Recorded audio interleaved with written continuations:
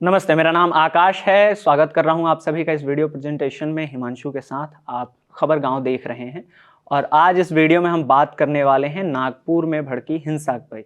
क्यों भड़की नागपुर में हिंसा?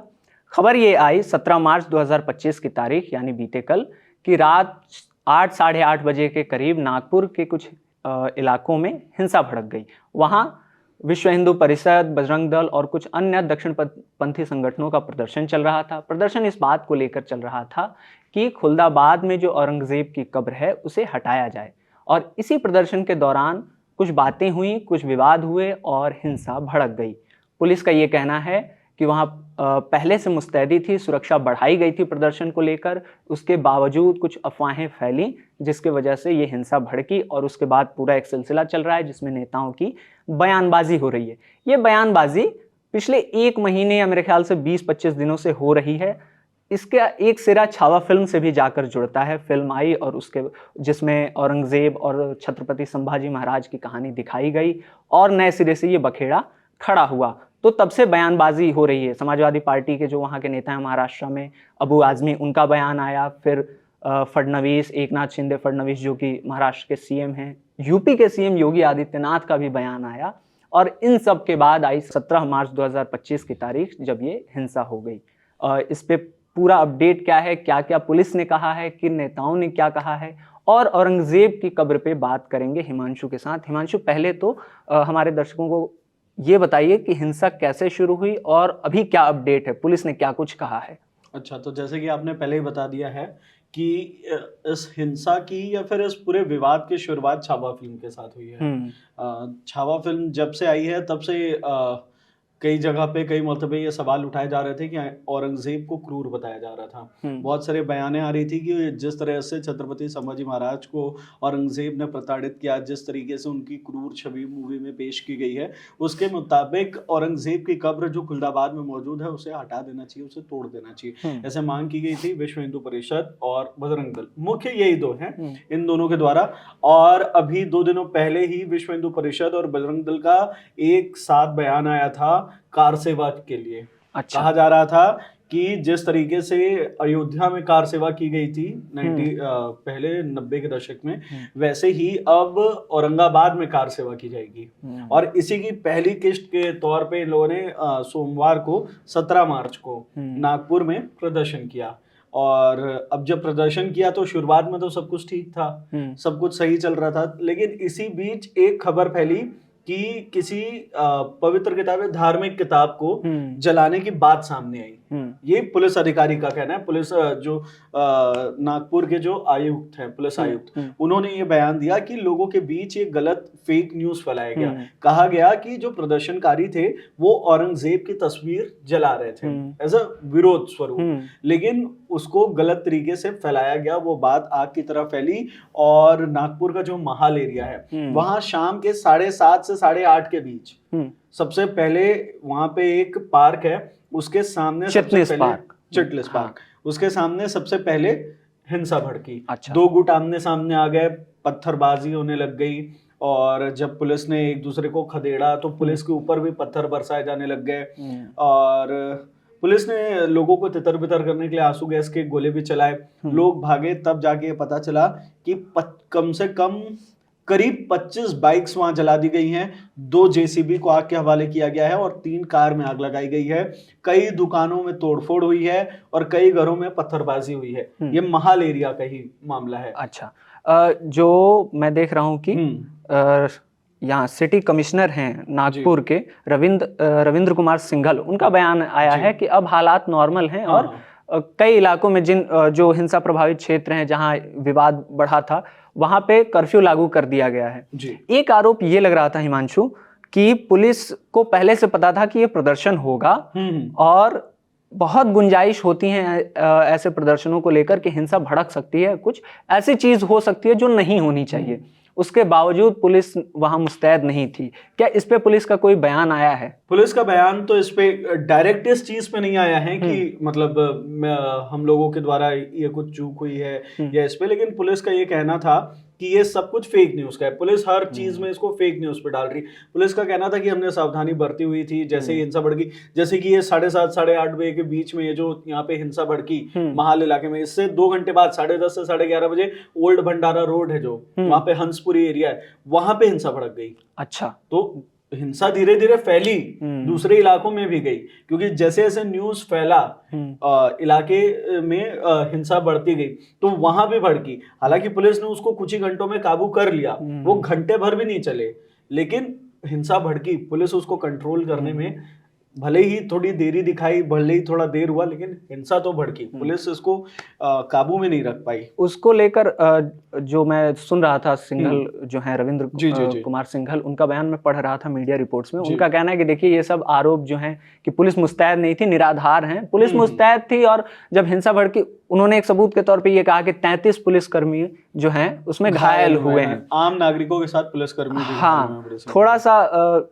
जो फेक न्यूज की बात आप कह रहे थे, तो पुलिस का ये कहना है कि हम सीसीटीवी फुटेज खंगाल रहे हैं और सोशल मीडिया पोस्ट देख रहे हैं कि कैसे ये अफवाह फैली। मैं बयानों पे आपसे समझना चाहता हूँ कि किस तरह के बयान अभी हिंसा के बाद दिए गए हैं, क्योंकि फडणवीस का भी बयान आया, नितिन गडकरी का भी बयान आया, शिंदे साहब ने भी कुछ कहा है। देखिए, बयानबाजी तो होनी ही है इस मामले में। और देखिए, बयान तो अब जैसे कि आपने नितिन गडकरी और फडणवीस साहब की बात की, उनकी जो बात है, नितिन गडकरी, इन दोनों ने आश्वासन वाला ही बयान दिया है। नितिन गडकरी जी ने कहा है कि प्रेम सौहार्द बनाए रखें, दोषियों पर कार्रवाई की जानी चाहिए। फडणवीस ने भी यही कहा है कि सख्त से सख्त कार्रवाई की जाएगी। पुलिस को खुला छूट दिया गया है, कोई भी अगर बदमाशी करते हुए, उपद्रव करते देखा जाएगा तो उसको पुलिस को खुली छूट है कि सख्त कार्रवाई की जाए। लेकिन जो बयान मसालेदार है, जिस पे गौर किया जाना चाहिए, वो नितिन राणे जी का बयान है। अच्छा, नीतीश राणे जी का मामला ये है, नीतीश राणे जी का मामला ये है कि 17 मार्च सोमवार, कल जब हिंसा भड़की, उस दिन नीतीश राणे जी ने जो कहा था वो मैं आपको अक्षरशः पढ़ा देता हूँ। उन्होंने कहा था कि सरकार अपना काम करेगी, हिंदू संगठनों को अपना काम करना चाहिए। जब बाबरी मस्जिद को गिराया जा रहा था तब हम एक दूसरे से बैठकर बात नहीं कर रहे थे, हमारे कारसेवकों ने वही किया जो उचित था। ये प्रदर्शन और ये जो हिंसा भड़की, उस दिन सुबह का नीतीश राणे जी का बयान है। उन्होंने ये तक भी कहा था कि मैं खुलकर कितना कुछ कह सकता हूँ, इसकी सीमाएं हैं, लेकिन आप सभी मेरे विचार जानते हैं। इस बयान को लेकर कांग्रेस ने जमकर विवाद किया है और जमकर घेर रहे हैं। इनकी इस्तीफे की भी मांग की जा रही है कि इनको, फडणवीस से कहा जा रहा है कि इन्हें मंत्री पद से हटाया जाए, इन्हें कैबिनेट से। अच्छा। रामदास अठावले जी जो है, जो हमारे केंद्रीय मंत्री हैं, मतलब मोदी कैबिनेट में मंत्री है रामदास अठावले जी, महाराष्ट्र के दिग्गज नेता हैं, उन्होंने भी कहा था कि उन्होंने यही कहा कि लोगों की मांग में दम है, औरंगजेब बहुत क्रूर तानाशाह था, उसकी कब्र को तोड़ी जानी चाहिए। ये हिंसा भड़कने से पहले के इनके बयान हैं, जिसको लेकर अब कांग्रेस निशाना साध रही है, कह रही है कि इन पर एक्शन होना चाहिए। और कहीं ना कहीं इन बयानों को भी एक कारण बताया जा रहा है हिंसा भड़कने का, आपने विपक्ष के द्वारा। हिंसा से पहले के बयानों का जिक्र किया और फडणवीस के भी बयान बताए। मुझे हिंसा से पहले ही देवेंद्र फडणवीस का बयान याद आता है, जब ये मांग होने लगी ना कि औरंगजेब की कब्र को हटाया जाना चाहिए वहां से, तब देवेंद्र फडणवीस ने भी इसका समर्थन किया। और एक चीज ये जोड़ी की, लेकिन वो कानून के तरीके से होना, मतलब कानूनन दायरे में रहते हुए होना चाहिए। ये नहीं कि कोई जाए और उसको ध्वस्त कर दे, इस तरह की चीजें नहीं होनी चाहिए। तो वो अगर थोड़ा सा आप समझाएं, जो इसके पहले जो बिल्डअप हो रहा था, जिसकी परिणति 17 मार्च को हुई, और अबू आजमी का बयान सबसे पहले वो संजय राउत जी का बयान आया था। क्या बोला उन्होंने? संजय राउत जी ने कुछ कानूनन वाली बात कही थी, मुझको अक्षरशः याद तो नहीं है, लेकिन उन्होंने यही कहा था कि अच्छा, जो वो उन्होंने ये कहा कि औरंगजेब की कब्र इसलिए नहीं हटाई जानी चाहिए ताकि जो पीढ़ियां हैं आने वाली वो देखें कि छत्रपति शिवाजी महाराज और मराठा सैनिकों ने किस तरह से औरंगजेब के खिलाफ लड़ाई लड़ी है। हाँ, वो उसको किस तरह से परेशान किया, उसका सबूत है वो कब्र, उसको वहीं रहने दिया जाना चाहिए, ऐसा संजय राउत जी ने भी कहा था। यूपी विधानसभा तक में ये मामला गया था, जो सीएम योगी आदित्यनाथ जो है, उन्होंने अबू आजमी को लेकर कहा था कि उन्हें योगी मतलब यूपी भेजो, हम बताएंगे कैसे होता है मामला। 3 मार्च की तारीख थी जब महाराष्ट्र सपा के नेता अबू जी। आजमी ने ये बयान दिया कि औरंगजेब कोई क्रूर शासक नहीं था, उसने मंदिर नहीं तोड़वाए, उसने कई मंदिरें बनवाई भी। ऐसा अबू हाँ, आजमी का उसके कहना बाद था। जो है कि महाराष्ट्र विधानसभा में जब बजट बजट सत्र सत्र जब के था। दौरान ये बातें उठी और उनको पूरे बजट सत्र के लिए सस्पेंड कर दिया गया। जी देवेंद्र फडणवीस जो महाराष्ट्र के मुख्यमंत्री हैं, उन्होंने आलोचना की, अबू आजमी के बयान की निंदा की कि इस तरह के बयान नहीं दिए जाने चाहिए। एकनाथ शिंदे जो हैं डिप्टी सीएम हैं, उन्होंने भी निंदा की। और उसके बाद जो हिमांशु बता रहे थे कि जी। यूपी में बजट सत्र के दौरान योगी आदित्यनाथ का बयान आया कि इस तरह के बयान नहीं दिए जाने चाहिए और इस तरह के लोगों को यूपी भेजा जाए जहां उनका उपचार कर दिया जाए। ठीक है, तो ये हिंसा का को लेकर अपडेट था और जो बयानबाजी हिंसा के बाद हुई और हिंसा के पहले जो बिल्डअप हो रहा था, जो मांग हो रही थी छावा फिल्म के बाद से। छावा फिल्म दर्शकों ने, बहुत सारे लोगों ने देखी होगी, काफ़ी हिट रही वो मूवी।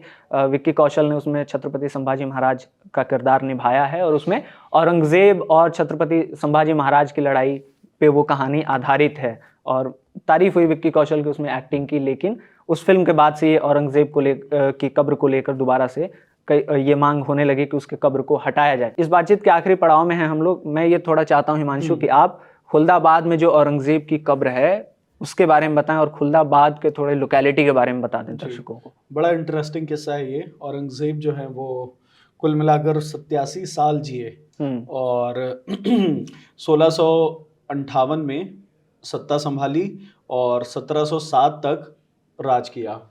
औरंगजेब जो हैं वो कुल मिलाकर 87 साल जिए, जिसमें से 1658 में उन्होंने सत्ता संभाली थी और 1707 तक वो राज करते रहे। औरंगजेब के जो पूरे टेन्योर था, उनका शासन था, उसमें उन अपने सबसे बड़े शत्रु के तौर पर वो छत्रपति शिवाजी महाराज को मानते थे। छत्रपति शिवाजी महाराज का 1680 में निधन हो गया। 1680 के बाद औरंगजेब जो अपनी दबी हुई इच्छा थी उसको पूरा करने, जो उनकी दबी हुई इच्छा थी वो ये थी कि वो पूरे साउथ इंडिया में कब्जा चाहते थे, अपना राज करना चाहते थे।